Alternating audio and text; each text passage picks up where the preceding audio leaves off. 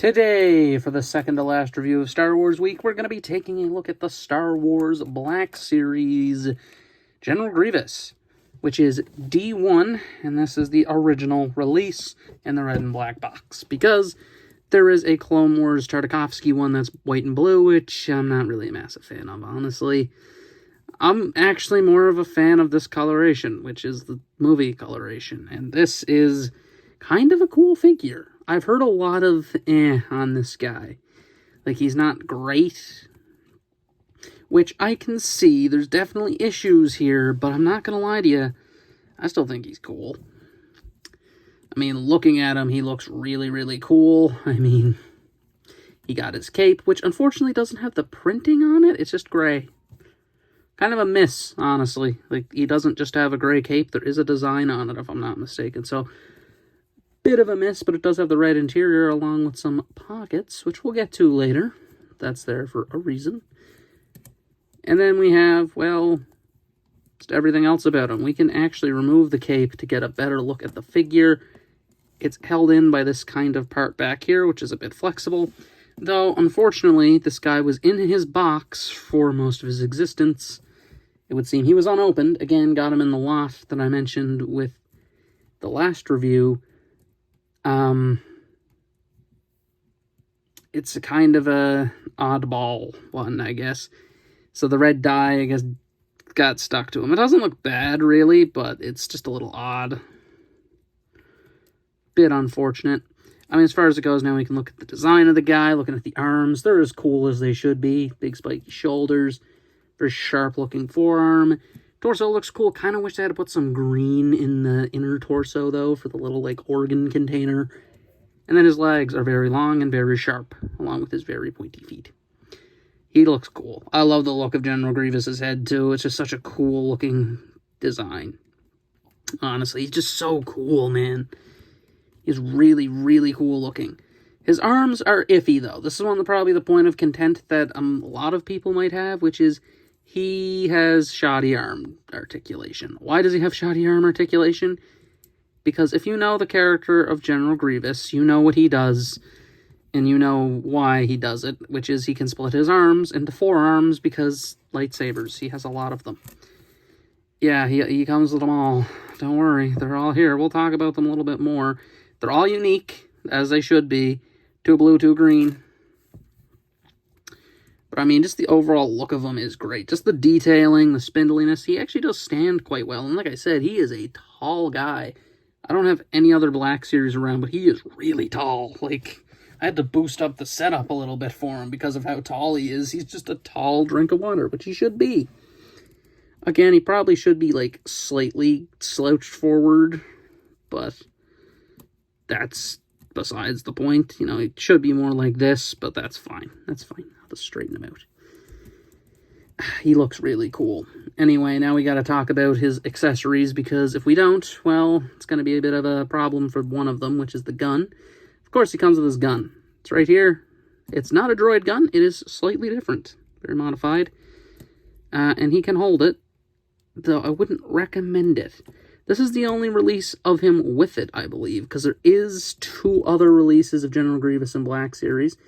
There's the Battlefront 2 damaged skin, and then there's the Tartakovsky one that I mentioned. The Tartakovsky one's the cheapest variation, and is, like I said, it's iffy.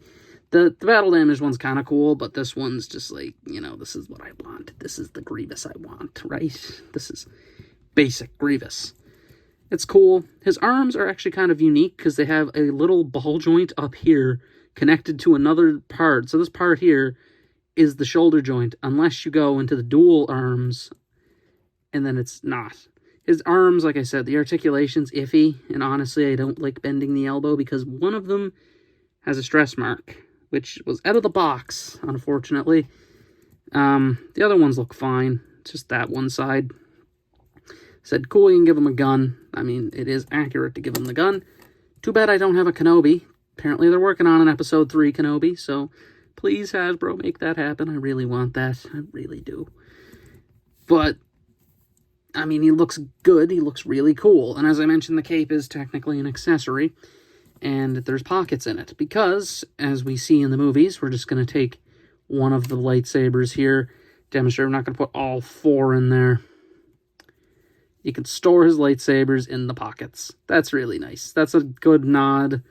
They didn't have to do that, but I think it's really cool, especially where he's the first deluxe. Cape's nice. It's a nice material. Better than that Kenobi material. That Clone Commander Obi-Wan material is just so... this is just a better material. Like I said, there's a lot of fabric material that I have from Black Series, and that was the worst. The Clone Commander Kenobi. It really was.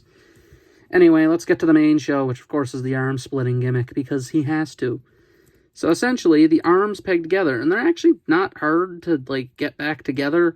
There's a tab up here at the top and the shoulder, and then there's a tab towards the center, and then there's a peg on the hands. Each arm is articulated, so you can indeed get posing out of it. It's not like it's a super problematic thing to do. And of course, we gotta give him the sabers. We can't not give him the sabers. I don't know the actual canon coloration. I just know it's usually 1 green, 1 blue at the top, and then, you know, similar at the bottom. So they're all different. Every lightsaber between them, they're not the same. This one actually, I think, is Plo Koon's. I think it's just a bunch of lightsabers grabbed from characters they've already released. It would make sense. Especially from, like, non-essential Jedi characters, like Plo Koon, where he's not, like, one of, like, the...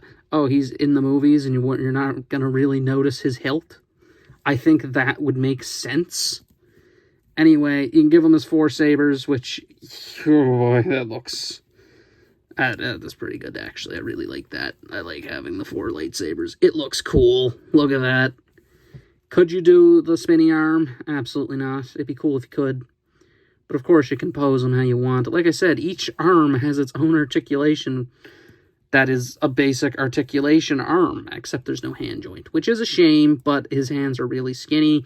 And again, it's to facilitate the gimmick. It's a little sad he doesn't, but I still think it's cool. You can get the 4 arms with the lightsabers. And this is probably one of the better ways they've done it. I know there's the 3 3/4 inch one I had as a kid.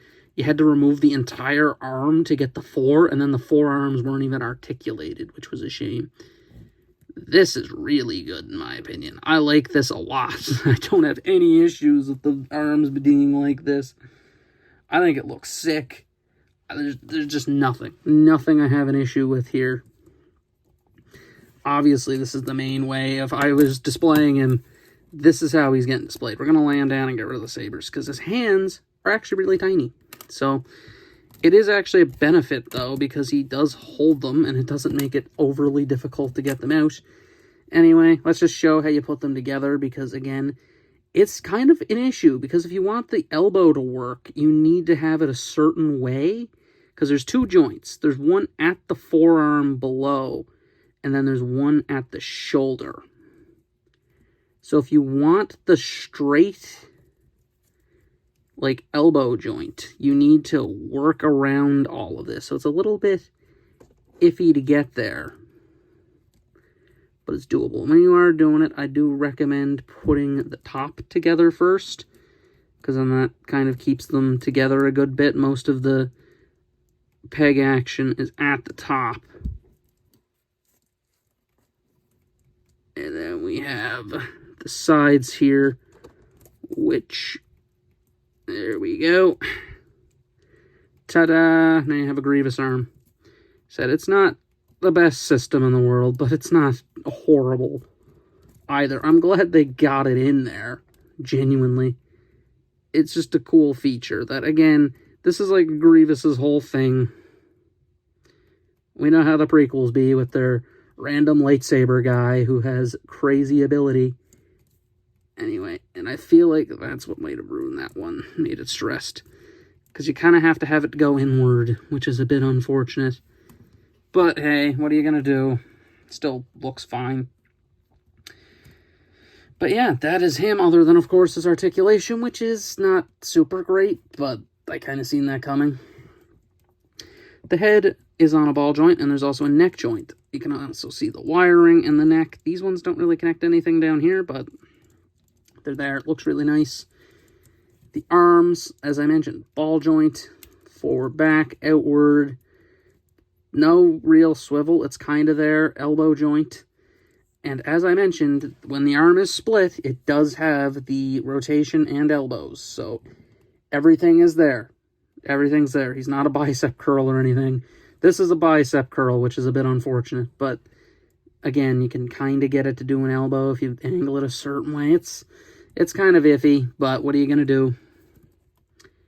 You then have a bit of articulation at the waist here, which isn't bad. Forward, back is very restrictive, but you can get it to go. It just depends on where you're hitting it. Outward kind of sucks. Double jointed knee, he needs to have that. He does have a foot rotation. Forward here as well, so you can kind of get the crawl going, I'm guessing.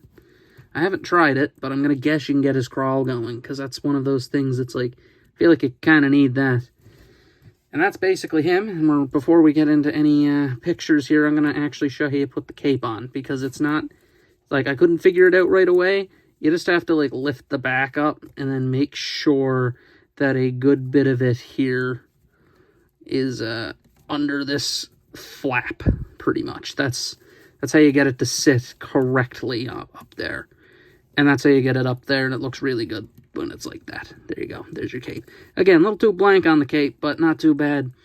Anyway, let's just get to the final thoughts here on Grievous. And I think he's cool, honestly. I heard bad things about him. I heard really bad things about him.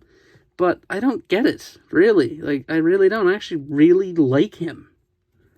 Like, this Grievous is really fun.